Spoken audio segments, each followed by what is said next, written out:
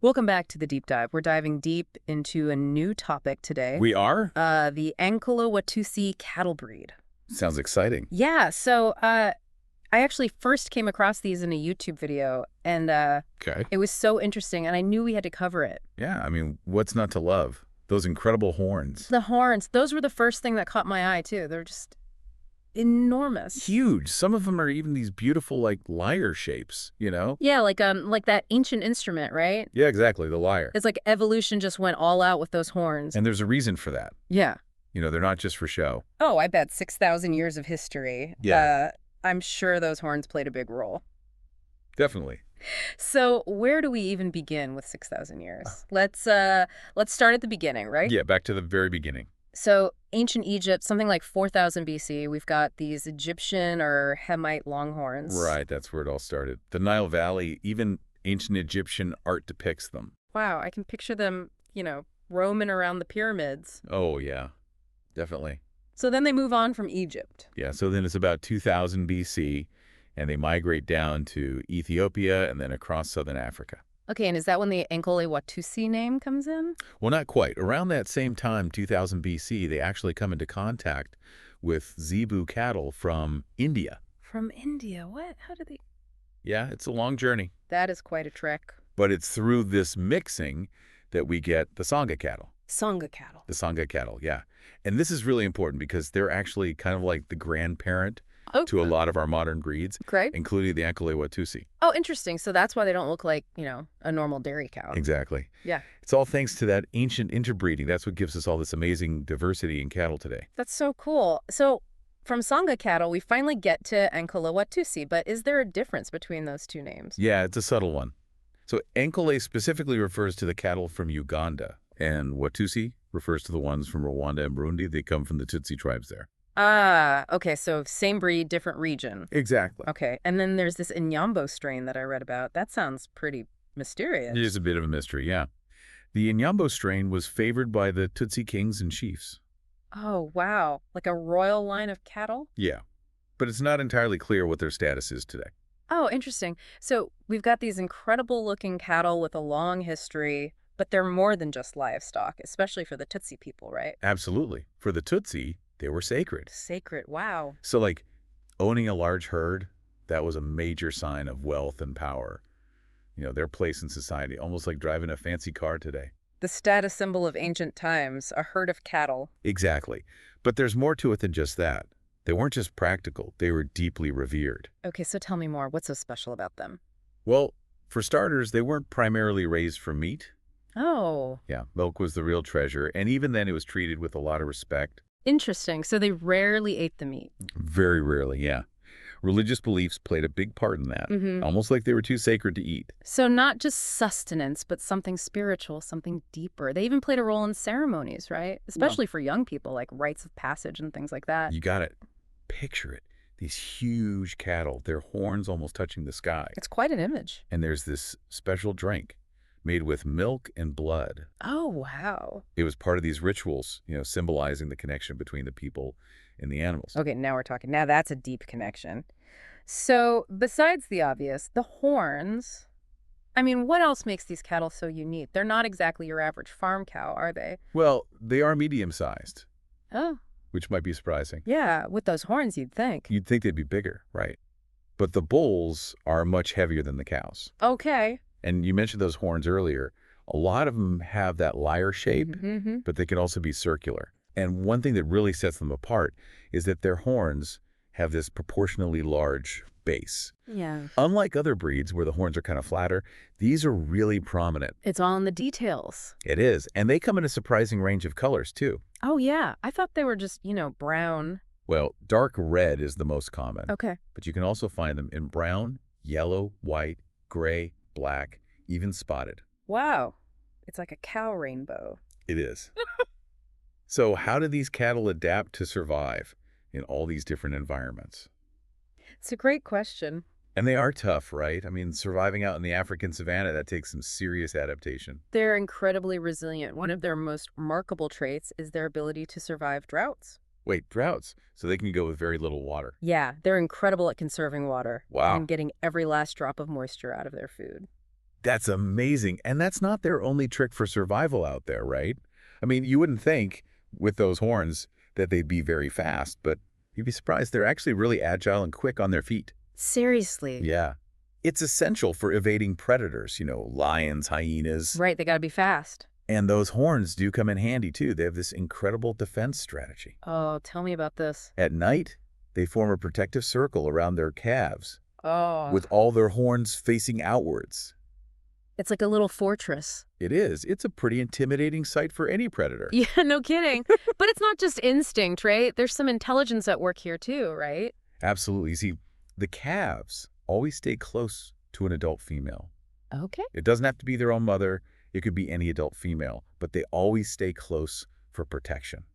That's fascinating. It shows this high level of social intelligence, this communal care for the young. So strong, fast, smart, and they look after each other. But with all these incredible adaptations, I gotta wonder, is there a trade-off? Like, do they maybe not produce a lot of milk? That's a great question, and that's actually one of the biggest challenges they face. Oh. Their milk production is quite low. I mean, we're talking only about 2 liters a day. Seriously, 2 liters. That's like barely enough for a latte. It's enough for the calves to survive, but it's definitely a limiting factor. So even with all these strengths, they have this vulnerability. It really makes you think about how differently evolution works across different species. But if they produce so little milk, why were they so prized in African cultures? Wouldn't it make more sense to focus on their meat? Well, that's the fascinating part, and it gets to the heart of how these animals became intertwined with culture and tradition. Their value went far beyond just practical consideration. Okay, 2 liters a day. That's wild. I still can't get over that. You'd think with all the hype, they'd be like milk machines. Right. But here's the thing. Their milk is incredibly rich. Rich. Oh yeah, it's packed with butterfat. Okay. Way more than your average dairy cow. So think like the creamiest, richest milk you can imagine. So it's about quality over quantity. Exactly. And that made it so valuable, especially in cultures where, resources were scarce. A little bit goes a long way. Right. That high fat content meant it was like concentrated energy and nutrients. And that brings us back to that whole status symbol thing. Yeah, it's amazing how such a small amount of milk could make them so valuable. Like, it really challenges how we think about livestock today. It does. For these tribes, the Tutsi, the Bahima, the Ankole, their herds were like their bank accounts, their social security. Wow. So the more cattle, the more power, the more influence. It determined everything: marriages, social standing, even political power. Cattle were king, huh? But what about the meat? Did they ever eat it? They did, but it was more of a rare thing, Okay. and usually tied to rituals or ceremonies. Remember those religious beliefs? Right. So it wasn't like everyday food. It was more about honoring the animal and its connection to their culture. So less about practicality, more about respect and tradition. Speaking of the calves, I read that they're born, like, ready to run. Is that true? Oh, absolutely. They're incredibly All right. precocious. Precocious, like what? They just pop out and join the marathon? Pretty much. Unlike some calves that are, wobbly and need help, these guys are up and at 'em almost immediately. Wow, that's amazing. I guess out in the savannah, you got to be quick on your feet, right? Lions and hyenas and all that. Oh yeah, danger everywhere. Yeah. Being able to run with the herd is crucial for survival. It's like survival of the fittest from day one. But even with their speed and those protective mothers, I'm sure they have other tricks up their sleeves, right? Well, remember that defensive circle at night? Oh, yeah. The Horn Fortress. It gets even more interesting. The calves, they always stay close to an adult female. It doesn't even have to be their mom, but there's always an adult female nearby. Like a built-in babysitting service. Exactly. It shows just how complex their social structure is. They have a system, and it works. It's amazing what we can learn from animals, you know? It really challenges our assumptions about intelligence and social behavior. Absolutely. The Ankole Watusi are a perfect example of that. Okay, back to that status symbol thing. We talked about how owning a big herd meant wealth and power, but what did that actually look like in practice? Like, were there cattle auctions or... Well, not exactly auctions, but you're on the right track. Imagine a society where your worth is literally measured in the number of cattle you own. walking, mooing currency? Right. They were used for trading, dowry payments, even settling disputes. So it was like the more cows, the more clout you had. But it wasn't just about quantity, was it? There had to be some qualities that made some cattle more valuable than others. You got it. Just like people today might want a fancy car or a designer bag. Okay. Certain Ankole Watusi were just more desirable. Maybe they had huge horns, symmetrical markings, or they were known for producing really rich milk. Like the elite of the cattle world. Yeah. But beyond the practical stuff, I'm sure there were some pretty interesting traditions and rituals around these animals, right? Oh, tons. They were in songs, stories, even dances. Wow. They used their horns to make musical instruments, ceremonial objects. I mean, they were woven into every part of life. So there were more than just animals. They were symbols. They were art. They were a way of life. What about that ritual drink we talked about earlier, the milk and blood one? That's pretty intense. It is, right? It might seem strange to us today, but it shows just how deeply these animals were connected to their spiritual beliefs. So what was it exactly? It was a mixture of fresh milk and blood Yeah. taken from the cow's jugular vein. Hmm. And it was thought to have, spiritual power, symbolic meaning. Wow, that's a whole other level of connection. So how did these cattle, so rooted in African culture, end up in places like European zoos? Well, it's a newer part of their story. People started to recognize their beauty, their cultural significance, and wanted to preserve them. So they went from being treasured possessions to ambassadors for their species. Exactly. And being in zoos has allowed people from all over to see them, learn about them. But is it ethical? I mean, shouldn't they be roaming free in Africa? That's a tough question, and there are valid points on both sides. Some say zoos are crucial for conservation, Hmm. protecting species, breeding them. Especially with all the threats they face, like habitat loss and all that. Right, zoos can be a safe haven, but then there are the concerns about animal welfare in captivity. Yeah, I get that. It's a tough balance, isn't it? Conservation versus keeping them in enclosures. It is. But one thing's for sure, the Ankole Watusi are incredibly resilient. They've adapted to so much over time. And their story, both in the wild and in zoos, is a testament to that. Absolutely. They're more than just livestock. They're symbols of history, culture, and the interconnectedness of life on Earth. So much to learn about these cattle. It's crazy to think that they've been around for thousands of years. Yes, 6,000 years. With those low milk yields and everything. What do you think? What's next for them? What does the future hold?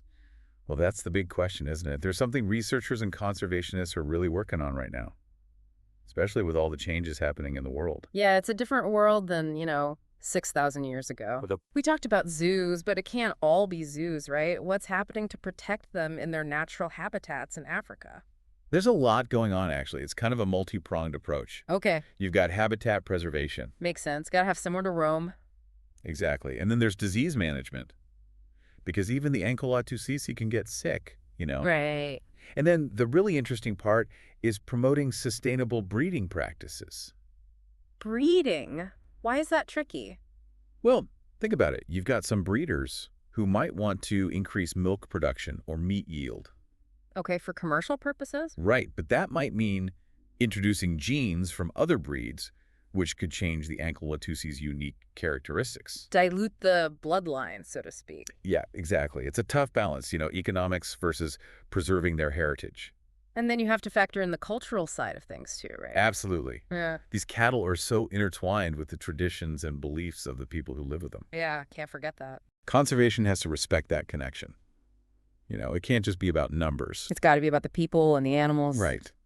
And there are some communities doing amazing work using both traditional knowledge and modern science to develop sustainable breeding programs. That's awesome to hear. So balancing all these different aspects, that's the key. It seems to be.